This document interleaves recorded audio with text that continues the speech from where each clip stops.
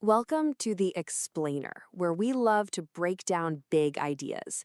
And today, we're going to tackle a really big one: the different kinds of rules that shape our existence, from the vastness of the cosmos right down to the inner workings of our own minds. Okay, let's just dive right in with this zinger from a philosophical debate online.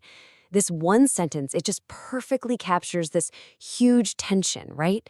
Are we just incredibly complicated machines, totally governed by these unchangeable laws? Or is there something more to us? And boom, that single thought just opens up this whole universe of questions about reality itself. The thing is, we're not just living under one set of rules. We're actually navigating multiple, overlapping rulebooks all the time. So let's unpack them. And we're going to start with the biggest one of all. All right, let's start at the top with the biggest rule book there is, the fundamental, and let's be honest, often super bizarre laws of physics. You could think of this as the literal operating system for reality. As far as we can tell, the entire universe runs on these core principles, things like gravity, the strong nuclear force, and they seem to be totally constant, completely unchanging. These aren't just suggestions, they are the absolute bedrock of existence. So, the physicist Sean Carroll points out something really strange. The deep, fundamental laws of physics, they don't really care if time runs forwards or backwards. So why do we? Why can we remember yesterday but have no clue about tomorrow? Well, the answer seems to be that the universe started in this incredibly simple, very orderly state, what scientists call low entropy. Imagine a brand new deck of cards, all in perfect order. As you shuffle it over time, it just naturally gets more and more disordered. That one-way street from order to chaos, that's what we feel as the arrow of time. And if you think the arrow of time is a bit of a mind bender, well, the actual fabric of reality is even weirder. I mean, at the tiniest quantum level, you've got theories like Roger Penrose's spin networks. They suggest that space-time isn't this smooth, continuous thing we imagine. No, it might actually be, well, pixelated, a kind of geometric grid that builds reality itself. It's a rule book written in a language that is so far from our everyday experience, we're really just learning to read the first few words. So here's the kicker. Even this most fundamental rulebook of them all has this giant question mark slapped right on the very first page. The entire story of our universe, the very flow of time that we live in, it all depends on this one starting condition that, for now, we just can't explain. So if the cosmic rules are essentially written in stone, what about the rules that we make up for ourselves?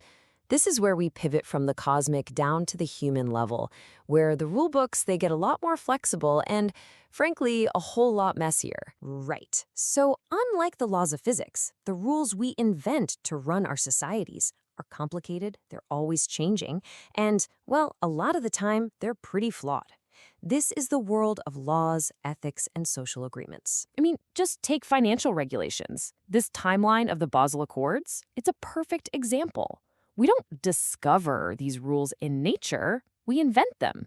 And we are constantly rewriting them, usually after some big crisis, trying to patch the holes in the systems that we ourselves created. But our human rulebooks aren't just about technical stuff like banking.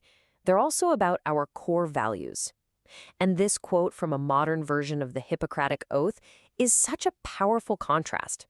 It's an ethical rule, right? It's a reminder that sometimes the most important guidelines aren't about procedure at all, but about our connection to each other. But these systems we build, they can really buckle under their own weight. Take a look at this number, 57 million.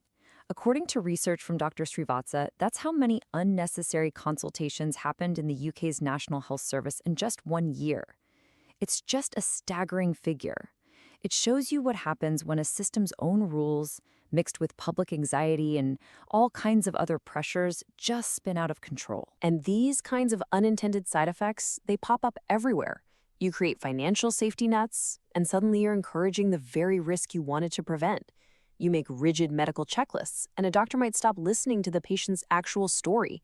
Our overuse of antibiotics, it's literally creating superbugs. And maybe the most powerful rules of all are the ones that are never written down. The social norms that quietly shape who we are and what we do without us even realizing. Okay, So let's zoom in one more time to the most personal rulebook of all, the one that governs our own inner world of choice, belief, and action. So here we are, right back at that huge philosophical crossroads we started with, and it's captured so well in these online debates. On one hand, you have the deterministic view. If you rewound the universe and every single particle was in the same place, you'd make the exact same choice every time. Or is there something truly free in us? Something that actually makes decisions outside the strict laws of physics? Now, moving away from pure philosophy, some people argue you can actually write new rules for your own mind. Ryan Doris, for instance, lays out this kind of method for upgrading your own mental operating system. The idea is simple. Take on a huge challenge, something just beyond what you think you can handle. That intentional overload forces you into a state of intense focus, or flow, which can literally rewire your brain and expand what you're capable of. It's like a personal rulebook for growth. And then you have other traditions that argue the most important rules aren't scientific or social at all, they're spiritual. This point of view says that real guidance doesn't come from out there in the world. It comes from listening to this inner authority, this quieter voice inside ourselves. So, where does that leave us? We've got all these competing sets of laws, the cosmic, the human, the personal. How on earth do they all fit together in our day-to-day lives? Well, it seems we live in a world that's governed by the fixed, unchangeable laws of the universe. But we navigate that world using the messy, flawed, evolving rules of society. And ultimately, we make our choices guided by the deeply personal rules of our own consciousness, our own beliefs, our own values. And I think that's the question this all boils down to.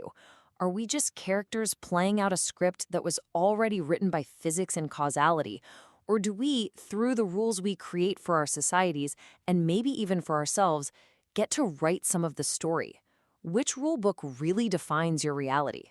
Thanks for joining this explainer.